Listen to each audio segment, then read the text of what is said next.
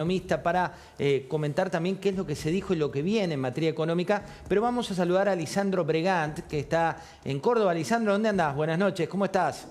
¿Qué tal? En Rosario es del interior. Es zona núcleo, pero más abajo. En ¿Cómo Rosario, va? él siempre sale a algún lugar de nuestro bendito país. Es especialista. Contale a la gente en qué sos especialista, Lisandro. En narrativas públicas, básicamente, no solo en política, sino que trabajamos en verticales de ciencia profunda, en cuestiones de juicio por jurado, gente que tiene que, en público, tratar de generar una percepción verosímil y influir en la toma de decisión de 13 personas, millones de personas. Estamos un poco en ese negocio. ¿Y cómo viste? ¿Cuál es tu análisis desde esa perspectiva que es bastante distinta de lo que vivimos ayer?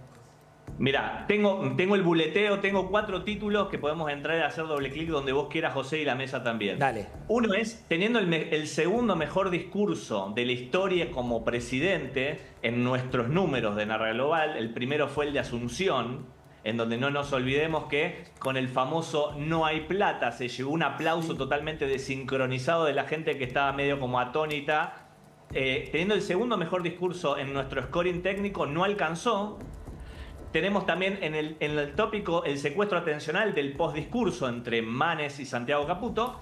Y la pregunta, ¿suma o resta? ¿No? ¿Suma o resta? Tenemos una respuesta para eso también y una nota al pie de la figura de Santiago Caputo, el mago del Kremlin, y algunos, por lo menos nosotros detectamos, 2 grandes ejercicios de comunicación que tienen que ver con Surkov, el gran arquitecto de la propaganda de Putin de los 90 para acá. Así que ese es el temario. Si me das rienda suelta, arranco nomás. Si no, vamos a hacer doble clic donde quiera. Hacemos doble clic. Arranquemos por algo más lineal, que es esto de la comunicación verbal y no verbal entre el presidente y su vicepresidenta.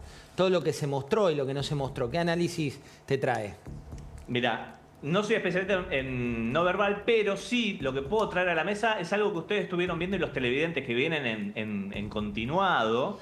Es este cizallamiento de las cabezas, esta cuestión del corte, esta cuestión de no mostrar a Villarruel y que se nos lleve puesto a Martín Menem también, siendo que Villarruel es una figura muy fuerte. Nosotros también en el monitoreo del debate a vices vimos realmente que se cortaba sola. Bueno, ahí hay una decisión de la estética, del plano, de una decisión del punta a punta de la edición, del vivo, del cerrado, que bueno, que es para nada menor. Lo mismo también ustedes mencionaron a la hora de, antes de estar firmando y mirando la copia de la Constitución, si mal no recuerdo ahora el tema protocolar, bueno, también jugar a no mostrar ese plano con la vicepresidenta. Bueno, es realmente un juego, una puesta en escena en donde se muestra un poco la caja negra y en donde lo que hay ahí también es un 100% tratar de controlar una narrativa que, adelanto, en la apertura de sesiones de este año es de un nivel técnico muy alto.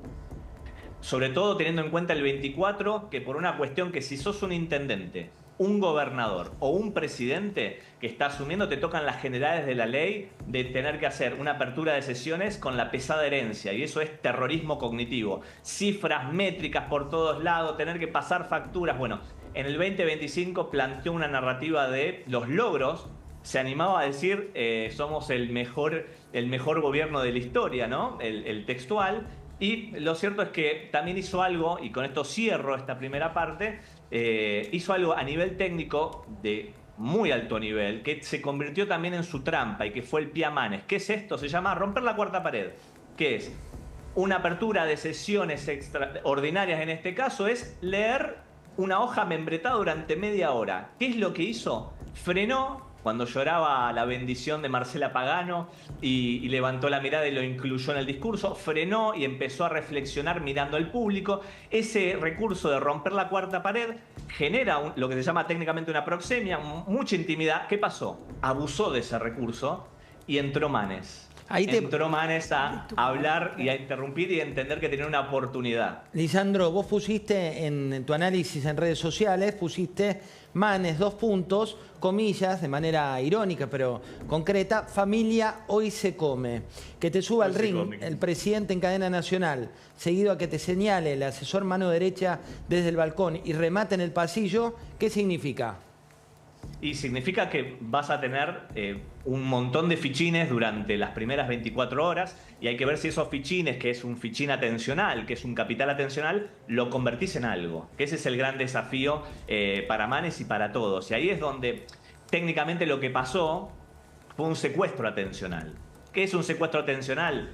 En el postdiscurso, un buen discurso no alcanzó, segundo mejor discurso de Milei como presidente, no alcanzó porque se generó un escándalo mediático. Decía algo de imaginario de peluquería, para mí, que soy más del interior, que miraba mucho y miro mucho a Buenos Aires, ese escándalo de SAP es el Larva contra Jacobo, es realmente el catch mediático, es las tribunas y los pasillos, y lo que sucede ahí técnicamente, narrativamente, es que es muy poderoso, no es un género menor. Porque es fácilmente digerible, tiene una barrera baja de intervención. ¿Qué es esto? Puedo publicar, puedo opinar, se pueden trazar líneas del VAR si era la mano abierta, la mano cerrada. Se empezó a generar una memética, se llama eso. ¿Qué es esto? Una mutación social de ese video que se volvió imparable. Cierro con esto. Gonzalo Tavares, un escritor portugués que Saramago decía escribe tan bien que dan ganas de pegarle en la cara, decía lo siguiente: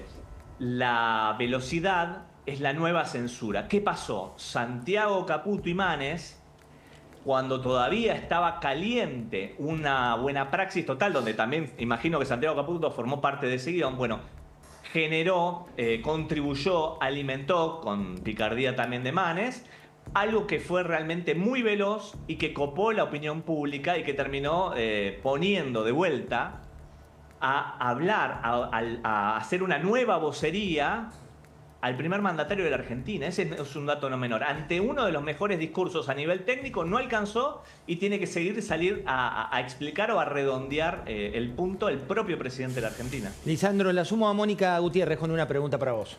No, yo estaba pensando si no fue mientras te escuchaba hablar, si no fue el mismísimo presidente el que lo levanta a Manes. ¿Por qué digo esto? Porque yo lo estaba viendo del otro lado de la pantalla y hasta ahí no se escuchaba a Manes, no se lo veía como no se lo vio nunca, y fue el presidente cuando rompe su propio modo estadista, porque el discurso de ayer tuvo un modo estadista y de golpe el presidente se iba al estandapero, se iba al tono burlón, irónico, cambiaba la voz, todas esas cosas que hace habitualmente Milei. Pero si él no lo metía en el tema, a Manes no estaba en la no estaba en la discusión, no se lo escuchaba, no se lo veía como no se lo vio nunca, nunca se supo que estaba levantando la Constitución, porque la Constitución no se vio nunca, porque no se lo vio nunca a Manes. Ahí decías, esa es la verdad. Lo subió. Exacto, Mónica, lo subió al escenario. Y sobre todo, y acá, bueno, es una cuestión nerd para los de comunicaciones, los que consultan, los que les gustan estos temas, es por un exceso de buena praxis. Se terminó, lo que es el tesoro terminó siendo la trampa, lo aprovechó como buen guardapolvo blanco, aficionado al experimento, sabe qué tecla tocar para que le dé el queso mediático. Manes apretó ahí y lo pudo capitalizar y se remató con ese escándalo mediático, que es también lo que hace, y esto es no menor, lo que hace tener que poner a trabajar después de una sesión muy buena, de un guión muy bueno, tener que volver a la baticueva, a todo el equipo, a poner a trabajar, a tratar de ordenar la narrativa en digital, ¿no? La pregunta, como cierre, antes que me corten, es ¿suma o resta? Que es como la pregunta, ¿no? Nosotros de Narra Global no hablamos, no nos interesa y somos muy orgullosos de tener esa equipa. Acá el limitante de no hacemos estudios de impacto, sino que solo analizamos el delivery del mensaje. Lo que hace es eclipsar y censurar. ¿Sumó, restó? No lo sabemos. Eclipsó, como así eclipsó, entrando y tapando el lente Santiago Caputo en la entrevista con Jonathan Viale. Bueno, esto eclipsó también al segundo mejor discurso a nivel técnico del presidente de la Nación, y por la velocidad de la conversación social terminó censurando, terminó tapando, terminó llegando de capas y, por ejemplo, como una nota al pie, llevando al presidente a tratar de decir miente, no miente, como si estuviéramos tratando de, teniendo el primer mandatario tratando de descubrir una falsedad de un truco de magia. No era, fueron dos golpes, no fue mano cerrada, fue mano abierta. Y lo cierto es que al mayor activo que tiene comunicacional, que es el presidente, lo ponen a dar explicaciones de cosas muy de tercer orden, ¿no? Y eso es... Lisandro, hay un punto ahí y también me parece interesante como para ir cerrando un poco tu análisis. Vos ponés, hace casi un año, Manes ensayaba una narrativa de indignación sin tener track record del dolor social asociado. Es ese meme que hemos visto una y otra vez, que está sonriendo y señalando la cabeza. ¿Vos qué decís? ¿Como que está concatenado? ¿Como que acá se le terminó dando la derecha?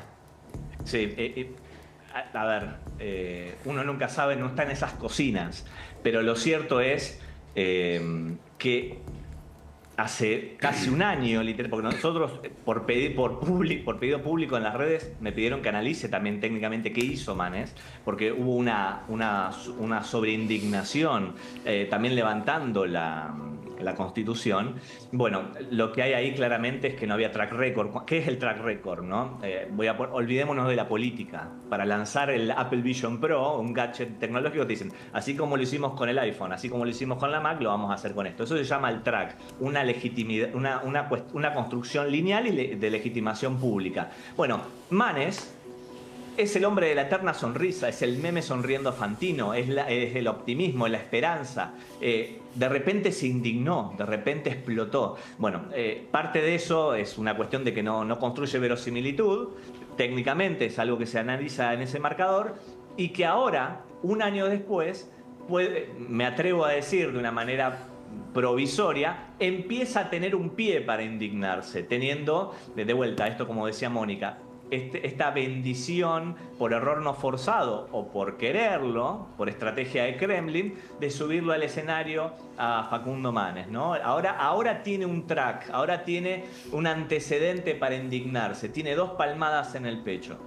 Lisandro, la última, y siempre es un placer hablar con vos, ojalá te tengamos en piso pronto. Si tenés que ponerle un título a esto que vos haces, que es la narrativa, pero respecto a lo que vivimos ayer, ¿cuál es el título para síntesis? Teniendo el segundo mejor discurso de la historia como presidente Javier Milei y equipo, no alcanzó. Para mí ese es el titulazo, es la noticia, y sobre todo es la traducción a poner a trabajar aún más al presidente, teniendo en cuenta las semanas que tuvo a nivel público. Lisandro Bregante, especialista en narrativas, muchísimas gracias por esta comunicación. José, muchas gracias a vos por tu generoso espacio. Sumamos gente a esta mesa de análisis. Gabriel Camaño, muy bienvenido. ¿Cómo estás? Buenas noches. Buenas noches, gracias por la invitación. Diputada Lilia Lemoine, muy bienvenida. Gracias. Tu título, Lilia, de lo que pasó ayer. Mi título, buenas noticias en el Congreso, apertura de sesiones. Buenas noticias en el Congreso, diría yo. Mirá, voy a mostrarte lo que charlábamos hace un ratito. Primero mostrarle a Lilia la imagen de la vicepresidenta ayer y después veamos los tweets de Lilia en el día de hoy al respecto, para entender un poco qué está pasando en la cocina, Violeta, de La Libertad Avanza. Esto es lo que te mostrábamos recién, que se vio en varias puestas. Después te voy a mandar lo que pasó en el vivo del presidente, donde solo se lo veía a Martín Menem. Y veamos el tuit de Lilia Lemoine al respecto y de la relación con la vicepresidenta. Dice, tuve el honor de estar en la recepción, pero la vicepresidente se coló, se paró adelante, entorpeció el desarrollo de la actividad, tapó todo, también se aseguró de cruzarse frente a la cámara. ¿Cómo se va a meter? Adelante. Pongan el video completo, por favor, suban un poquito y muestren lo que hace ahora cuando... Ahí va, ahí lo subimos. Pongan el video. Sí, ahí va. Sí, sí. Ahí está. Observen, primero que está antes estaba atrás del presidente, ahora se adelantó, lo cual se pone prácticamente adelante de las cámaras en la transmisión. Ahí lo vas viendo. Y ahora cuando me ve a mí puso una cara que, bueno, no te la puedo replicar, yo estaba ahí. ¿Por qué? ¿Por qué pusiste la cara? ¿Qué es lo que pasaba A mí ya atrás? me hizo sacar del Senado antes. Porque eso pertenece al Senado, ¿entendés? Es el pasaje hacia diputados. Sí. Fíjate, en ese momento cuando se cruza delante de Javier, que estaba Santiago Oría adelante, que es el videógrafo, que casi se la lleva puesta, pobre, se le cruzó por adelante. Es más... ¿Pero vos decís que fue adrede? Sí, fue adrede. ¿Por qué lo hizo? Para figurar.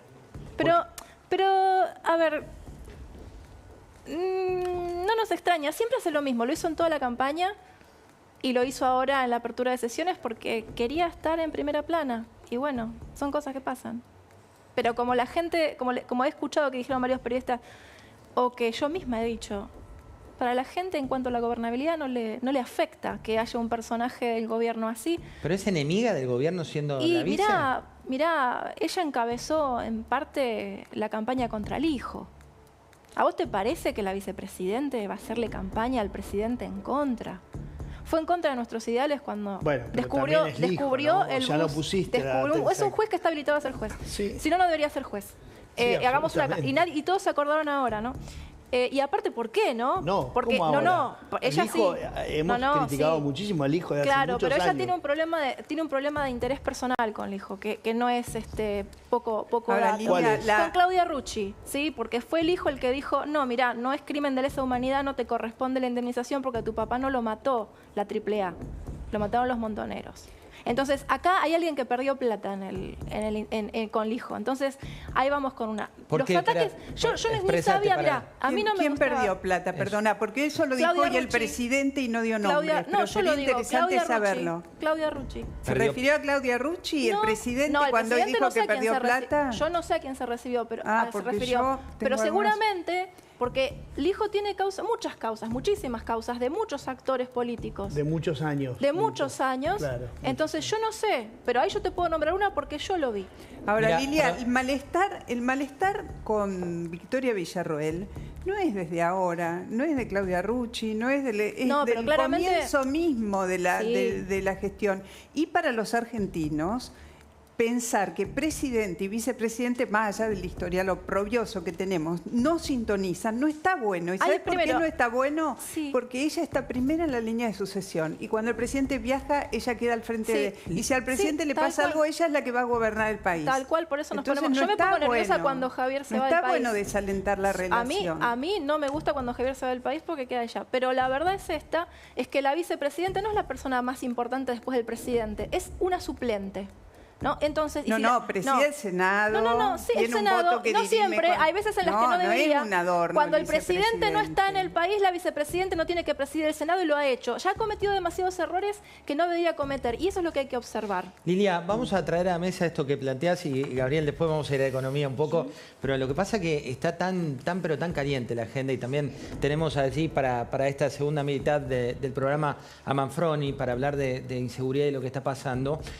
Todo tiene sus aristas, ¿no? Y al presidente de la Nación, Luis Majul, le preguntó hace minutos aquí en el regreso de la cornisa sobre el nombramiento del hijo y también sobre el nombramiento de García Mansilla. Esto respondía el presidente de la Nación. ¿Sabe cuál es la mejor muestra de que, digamos, está dentro de las reglas? Que dicho sea de paso, digamos, para los ignorantes, digo, está dentro de lo que es el artículo 99 de la Constitución. La propia Corte le tomó a García Mansilla. Le tomó juramento a García Mansilla, con lo cual, digamos, claramente está dentro de las reglas. Ahora, ¿cuál es el problema? ¿No le gusta que sea por decreto? Mire, Macri cuando asumió a los 3 días lo hizo por decreto. Sí, y no aceptaron los que luego fueron... Bueno, pero ahora yo le voy a contar lo que me pasó a mí. Sí. Yo lo primero que hice fue un decreto. No, lo presentó en marzo del año pasado. Bien. Digamos, los jueces superaron todas las instancias. Sí. Y sin embargo, el Senado no lo sacó. Como no lo sacó, yo podría haber metido el decreto el 21 de noviembre. ¿Qué hice? ¿Metí decreto el 21 de noviembre? No. ¿Qué hice?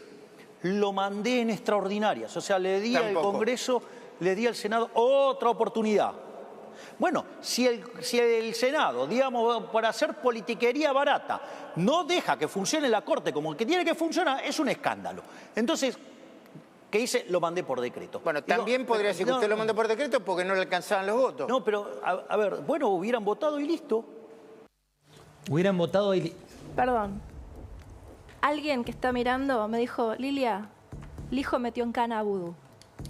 Para los que dicen que hay un pacto con el kirchnerismo, miren, hablen de los avales que tiene, no solamente de la gente que se opone. A mí me preocupa que quienes se oponen tanto al hijo, me asusta quienes Mira, se te voy a oponen decir tanto. algo, Lilia. Muchos votantes de Milei, gente que lo acompaña, se pregunta por qué el encaprichamiento con el hijo. ¿Y por qué están Yo no encaprichados tengo la respuesta a en esa contra del pregunta, hijo? porque Pero no ¿por es qué un el capricho capricho de una persona contra que el viene hijo? No, con... perdón. Diego. Me parece como que tenés que... Acá no hay un capricho de quienes critican o criticamos a Milei, al hijo.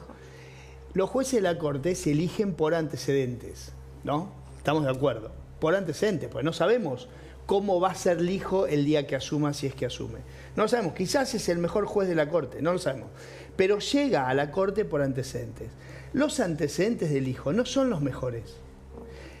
Y eso ya no es una cuestión solamente de opinión. Es una cuestión que tiene que ver con las pocas cosas que se han hecho, las pocas auditorías que se han hecho sobre Comodoro Pi, indican que es uno de los jueces que tiene menos, o si querés, que tiene peores notas en varias cosas. Es verdad que metió preso a Godú, casi que era imposible no hacerlo. También es verdad que fue el que fue muy criticada cuando lo detuvo, porque te acordás que lo hizo filmar en bermudas o en pijama, toda una cosa bastante poco profesional. Pero además, Lijo es el responsable de una cantidad de causas que no tienen respuesta. Una de ellas es la negativa que siempre tuvo con todo el tema de la famosa operación YPF Eskenazi, Kirchner, ¿no? Y Repsol. Bueno, de hecho, García Mansilla tuvo respaldo, no en la forma, pero sí en el fondo, ¿no? Ayer en la foto estuvo junto al resto de los titulares de la Corte en su carácter, ¿no? Ahí estamos viendo una de las fotos, Lilia. Sí, bueno, ahora bien, están mencionando YPF, el caso YPF, y dicen que el hijo no debería ser juez bueno, perdón, el culpable de lo que pasó con YPF son Cristina y Kicillof. Sí, estamos de acuerdo. Kicillof y vos fíjate... y Lustó, que ahora son aliados. Hay que acordarse... Fíjate vos lo que sucede a los lugares donde nos lleva estas decisiones, que tiene alguna razón el presidente de que el Senado no lo trató, pero también es verdad que uno puede inferir de esa conducta que eventualmente hay una oposición, ¿no? Pero lo cierto es que, fíjate lo que puede pasar ahora. Una de las causas que está en la Corte, una de las tantas causas de la Corte, que está en la Corte, es el tema vialidad, ¿no? Sí. Cristina, el presidente dijo hoy, doblemente procesada, condenada, recurrió a la Corte. ¿Qué pasa? Y pregunto, es una pregunta, no tengo la respuesta todavía, pero ¿qué pasa si la Corte tiene que tratar ese tema? ¿No? Con Lijo y García Mansilla y con sus pliegos en el Senado. Con lo cual, ¿crees vos que podrían tener absoluta independencia para poder juzgar en ese caso cuando tienen sus pliegos en el Senado, que justamente el bloque que maneja Cristina Kirchner podría impedirle ser jueces? Sí. Pregunto nomás. Hay un análisis que se puede hacer seguido de esto. Supongamos que se le toma juramento sin que renuncie, estando en licencia, ¿no? ¿En algún momento pasan a ser considerados los pliegos o no?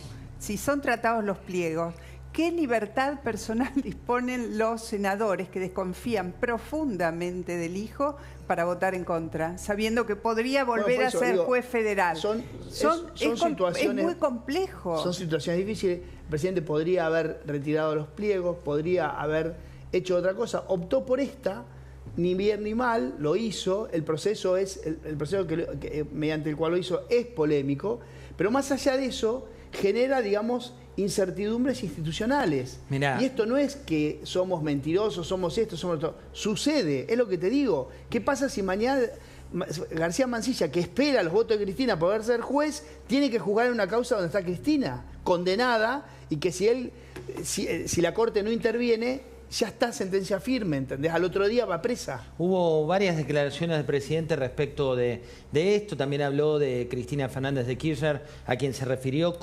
justamente como la 2 veces condenada, que es ella. Habló también de lo que ocurrió con el caso Libra y el artículo de New York Times.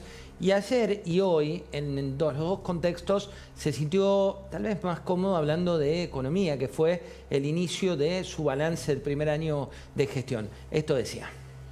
Eso menos importantes para hacer realidad estos proyectos y los cambios que el pueblo argentino demanda. Estamos avanzando en un acuerdo con el Fondo Monetario Internacional para poder terminar de sanear el balance del Banco Central y salir del cepo cambiario definitivamente durante este año.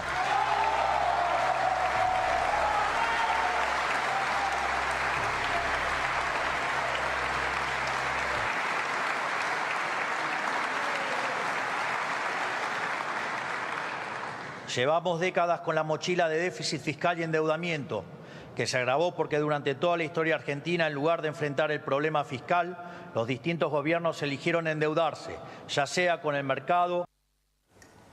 Ahí estamos viendo que hay de todo, Gabriel, para analizar. Dos cuestiones. Tuvimos en la última semana financieramente alguna turbulencia. ¿Cómo lo definís?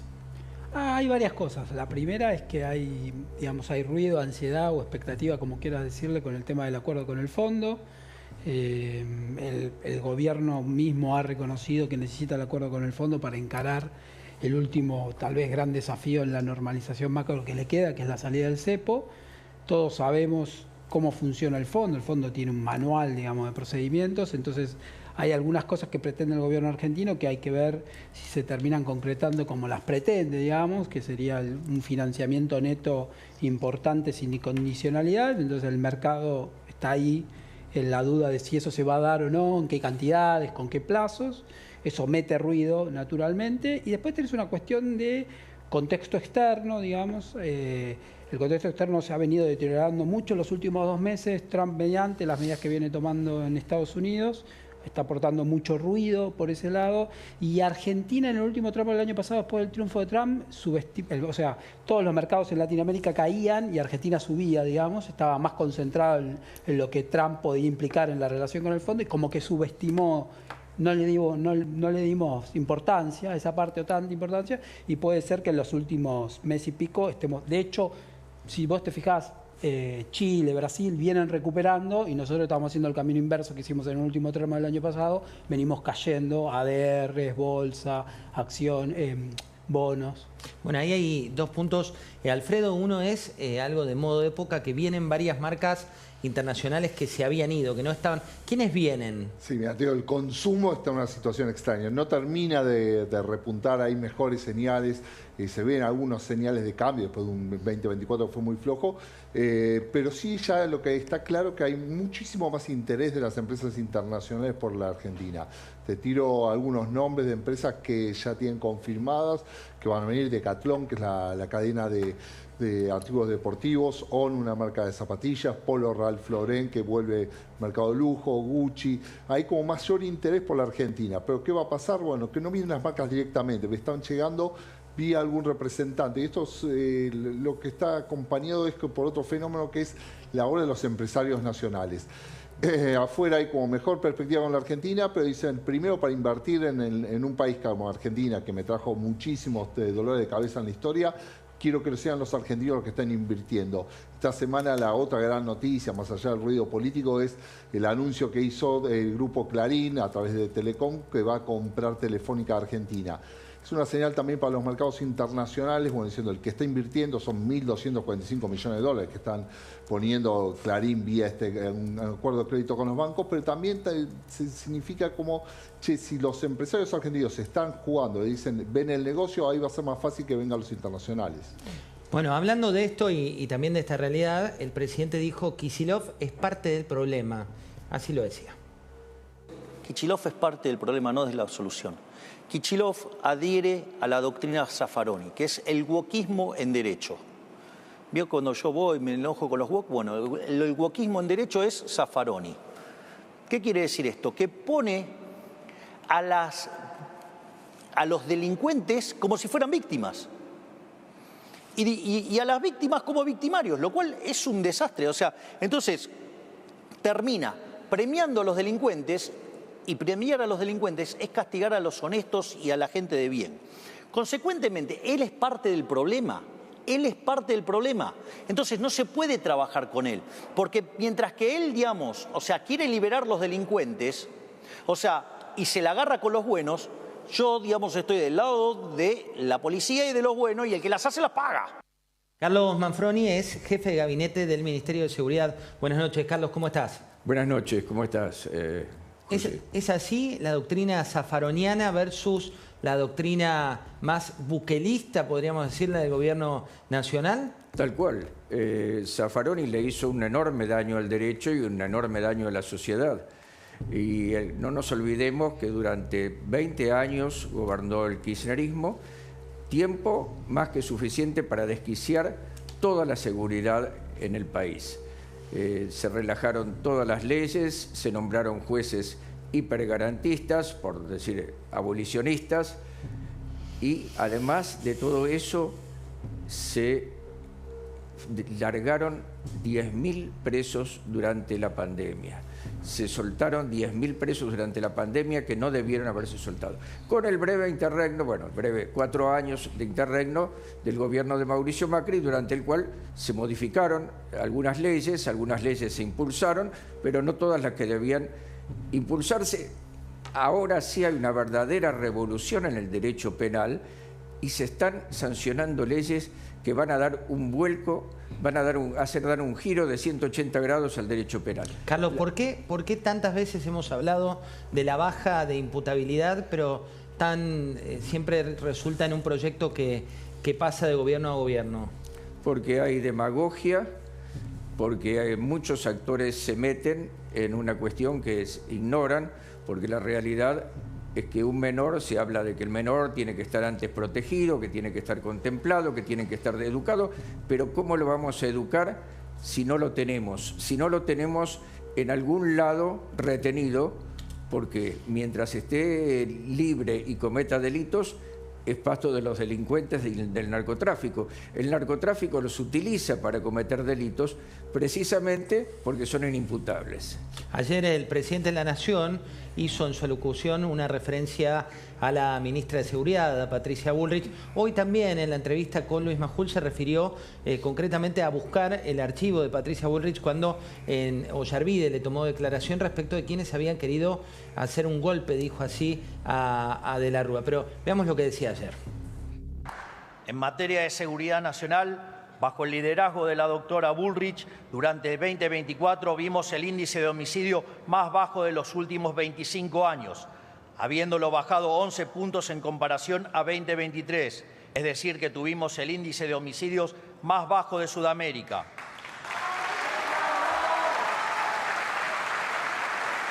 Gracias al Plan Bandera encabezado por la ministra, vimos el índice de criminalidad más bajo desde 2006, con menos de 100 crímenes registrados. En definitiva, gracias, ministra Bullrich, por devolvernos el orden y la paz y la seguridad a los argentinos de bien, para que sea un infierno para los delincuentes.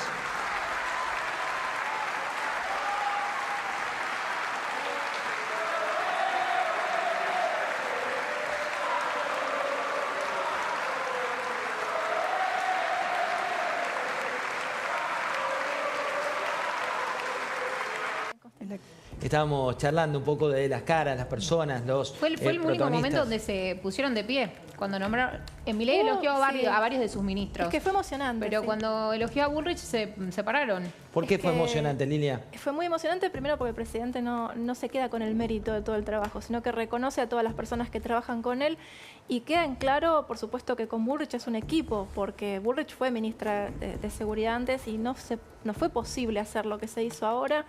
Y la verdad es que nos acostumbramos rápido a lo bueno, pero en Buenos Aires se puede circular sin un piquete ¿desde cuánto hace ya? ¿Cómo era todos los días salir y preguntarte si ibas a llegar a algún lugar o no? Jorge Macri, el jefe de gobierno de la ciudad. Perdón, ellos tienen la ciudad desde hace un montón y no lo lograron. Claro, y es más, tuvieron ciudad y nación. Así que recién ahora con Milei y Bullrich se puede. Así que claramente el cambio acá, la figura nueva es Milei. Bueno, Macri igual no gobernaba, Jorge Macri no gobernaba. No, la resta. Pero bueno, son supuestamente del mismo equipo, ¿no? Pero el control de la calle no es solo por el protocolo antipiquete, sino por las disposiciones que se hicieron sacando en medio a las organizaciones. O sea, y eso lo hizo Capital Humano junto con la ministra de Seguridad. Fueron un trabajo en conjunto. Claro que si vamos a hablar de medidas, hay miles de medidas que se tomaron, pero el resultado es, vos podés circular por la calle porque se vive con el aire de que ahora hay que respetar la ley. Eso es uno de los cambios más grandes, moral, que el presidente lo dijo en campaña y lo sigue repitiendo ahora. El cambio tiene que ser moral, la grieta es moral. ¿Manfroni? El primer día se redactó el protocolo antipiquete, la ministra Bullrich lo elevó al presidente, el presidente lo vio, le gustó, lo aprobó, se puso en funcionamiento, pero no solo se puso en funcionamiento el protocolo antipiquete con todo lo que ello implicaba de despliegue de las fuerzas de seguridad, que se desplegaron absolutamente todas las fuerzas de seguridad, y se impidió la primera marcha que se hizo contra el gobierno a 10 días de haber asumido. A 10 días de haber asumido hicieron una marcha sobre el Congreso. sino que al mismo tiempo se reforzó la línea 134, desde la cual se empezaron a denunciar miles de estafas, de defraudaciones por parte de los líderes piqueteros, de los líderes de los movimientos sociales, respecto de los que marchaban, respecto de los que convocaban a las marchas. Incluso nos denunciaron los CBU, donde les ordenaban depositar plata de sus planes sociales. Se los penalizaba con una especie de multa que ellos determinaban si no concurrían a las marchas. Bueno, todas esas denuncias fueron llevadas a la justicia, hoy están procesados, hubo allanamientos, están embargados, uno solo de los líderes tenía más de 300 millones en una sola de las cuentas. Bueno, al mismo tiempo se pararon los micros que venían con piqueteros a la capital, se pararon en las autopistas, se les pidieron los papeles de las habilitaciones, las facturas que los habilitaban a hacer esos transportes, no las tenían, se los retuvo y también se examinaron las cuentas de ellos. Todo eso los amedrentó. Todo eso, del haber descubierto el enorme negocio que tenían, un negocio de explotación de los más pobres, fue el cuento del rey desnudo. Un niño gritó, el rey está desnudo, y se cayó todo el castillo de naipes. Era toda una farsa, y esa farsa se cayó gracias a la decisión del presidente Javier Milei y de la ministra Patricia Bullrich, que puso toda la fuerza para frenar eso que parecía inmodificable. Miles de personas en la calle decían, no se puede ir contra 10.000 personas en la calle, y se pudo.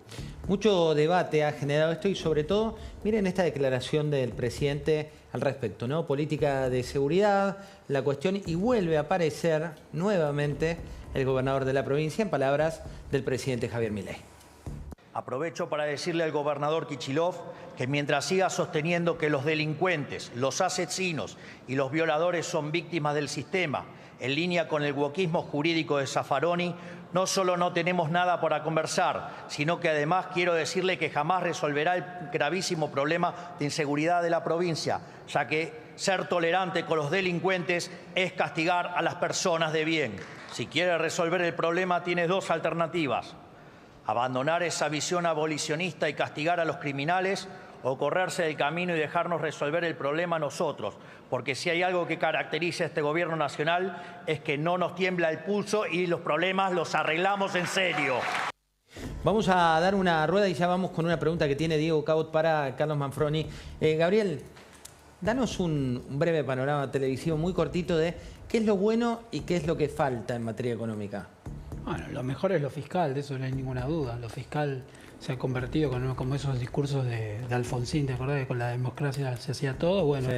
La ancla fiscal es claramente el principal pilar que tiene el gobierno. Pero viste que Cristina le dijo hoy que ese superávit no es real y le dijo también que el ancla es tipo de cambio. Ha habido una mejora significativa del resultado del sector público nacional. Después hay una discusión técnica de intereses que se capitalizan.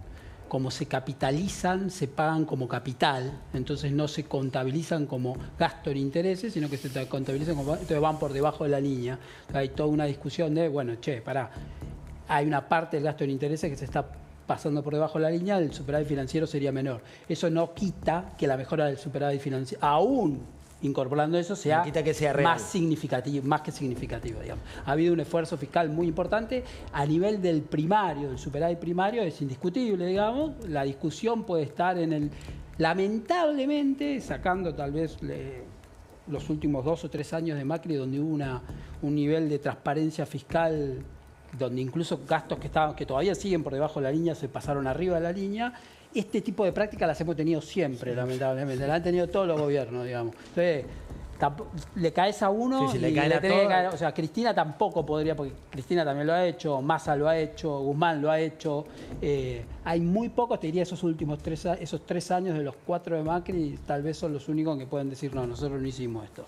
Mostremos el tuit de respuesta de Axel Kicillof para tener la otra campana de lo que pasó por parte del presidente de la Nación, que ponía en la red social X el gobernador de la provincia. Decía: un nuevo espectáculo tragicómico de un presidente estafador y desertor que desprecia la Constitución, la democracia y al país que gobierna. Repudio la agresión sufrida por el diputado Manes por parte de los ingenieros del odio, dice el gobernador de la provincia, Lilia Lemoine. Se ríe. ¿Por qué se ríe, Lilia?